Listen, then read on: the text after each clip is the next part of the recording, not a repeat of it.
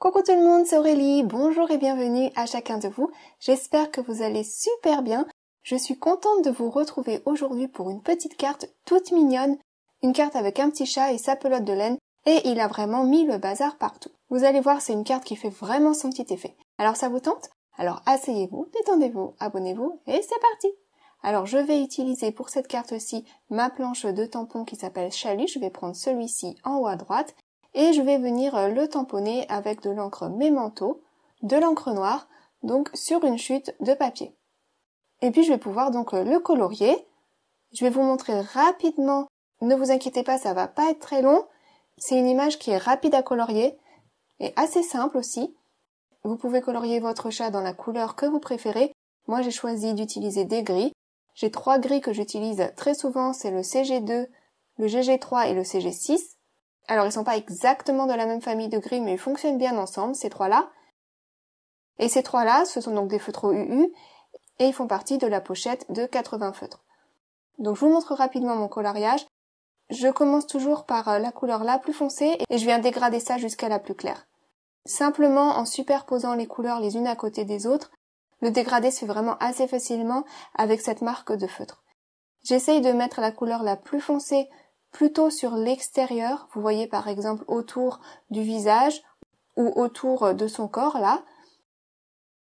Et j'essaye de mettre du plus clair vers l'intérieur, comme ça donne un petit effet de relief de 3D.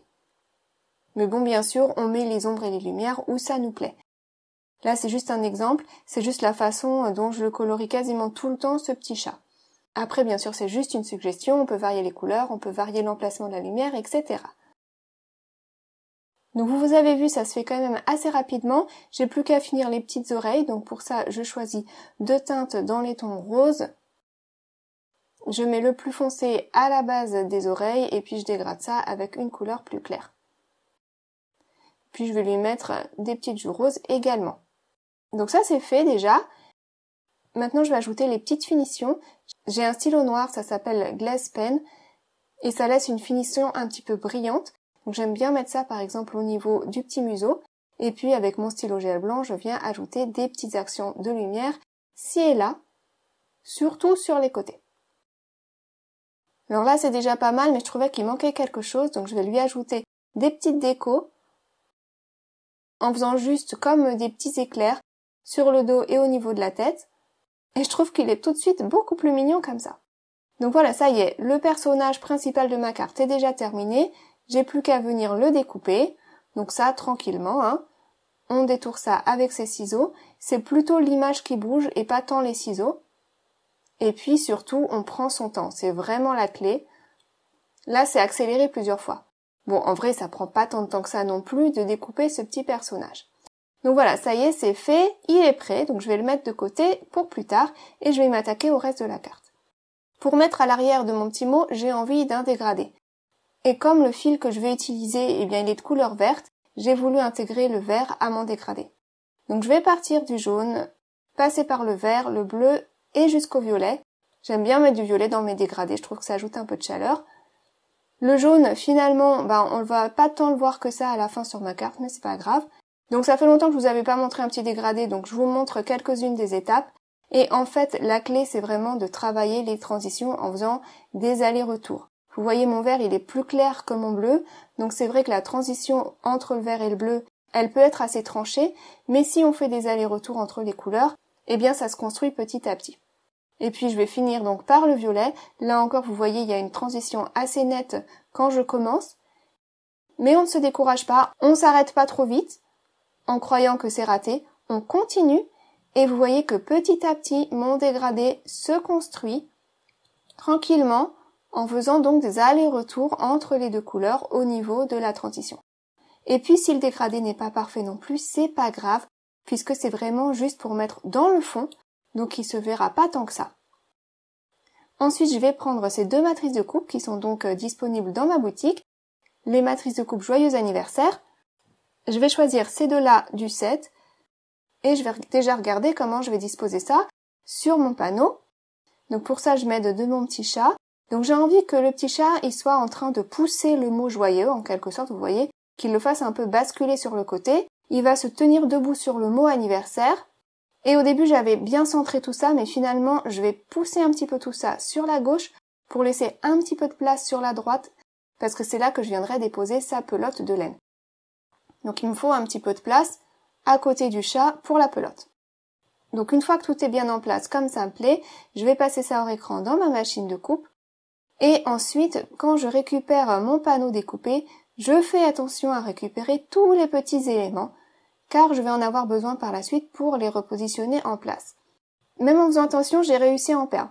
C'est pas grave, hein, j'ai redécoupé une deuxième fois mon anniversaire dans une chute de papier et j'ai vraiment cette fois-ci bien gardé tous les petits morceaux à l'intérieur. Donc je redécoupe mon panneau dégradé un petit peu et je regarde, voilà où est-ce que ça va tomber au dos. Là, comme ça, c'est pas mal, on voit du violet, on voit du vert, jusqu'au vert clair, là c'est bien. Ensuite, on va donc travailler sur ce panneau blanc. Mais avant ça, je vais déjà préparer ma petite pelote. Donc j'ai été découper un petit rond, simplement avec l'une de mes matrices de coupe. Et vous voyez, j'ai ce fil là. Je pense que c'est du fil à broder, je sais plus trop où j'avais récupéré ça. C'est pas de la laine, hein, c'est un peu plus fin, mais c'est plus épais que du fil à coudre normal. Enfin bon, peu importe, hein, prenez ce que vous avez sous la main et faites vos essais. Je vais simplement prendre un petit morceau de scotch double face que je vais mettre au dos du rond que je viens de découper. Je vais enlever la petite pellicule, du coup le dos est collant et je peux venir y coller l'extrémité de mon fil et je viens juste tourner tout autour de ma petite boule pour cacher tout le blanc et qu'à la fin on ne voit plus que de la couleur pour faire une jolie pelote. Alors ça nous donne un résultat un petit peu bombé, hein, assez en épaisseur. Du coup c'est chouette, ça ajoute de la dimension à notre carte finale. Mais bon, faut juste savoir que la carte finale, à la fin elle n'est pas tout à fait plate. Donc ce serait peut-être plutôt une carte à donner en main propre. Donc une fois que c'est fait, eh bien pour venir caler ça, pour que ça ne se défasse pas, je vais refaire la même chose. Je vais prendre un morceau de scotch double face, je vais coller ça au dos, je vais enlever la petite pellicule, si j'y arrive. Voilà, c'est bon. Et je vais venir, hop, caler mon fil dans ce scotch. Je fais 2 petits tours juste pour être sûr. Et puis voilà. Là, ma pelote, elle est prête. Je vais pouvoir couper ce qui dépasse. Hop là. Si vous voulez laisser un petit fil qui dépasse, c'est possible aussi. Ça dépendra du design que vous souhaitez faire. Ensuite, j'ai pris un morceau de ce même fil et j'ai été scotcher une extrémité au dos de mon panneau percé, là. D'accord ? J'ai oublié de le filmer quand je l'ai fait à la caméra, je sais pas pourquoi. C'est pas grave. Vous avez compris, on scotche ça au dos et puis ensuite, on va enfiler le fil dans tous les sens pour le tisser entre les lettres du mot joyeux anniversaire. Du coup, ça va ajouter de la vie, on aura l'impression que le petit chat, il a été partout avec sa pelote et qu'il a mis le bazar partout. Et ça fait vraiment un petit effet bien mignon. Donc là, je fais ça comme ça vient, hein. J'ai pas réfléchi à l'avance où est-ce que j'allais passer mon fil. J'ai envie que ce soit pas trop parallèle, hein. Vous voyez là entre les fils, donc je fais vraiment ça au jugé comme ça vient, pour que ce soit le plus harmonieux possible à mon goût. Et je tire pas trop fort à chaque fois pour pas déchirer mon papier. Et puis voilà, maintenant je suis arrivée au bout du mot anniversaire, donc je vais pouvoir prendre mon personnage et lui aussi, je vais l'enrouler dans mon fil. Donc je fais 2 tours autour de son ventre là.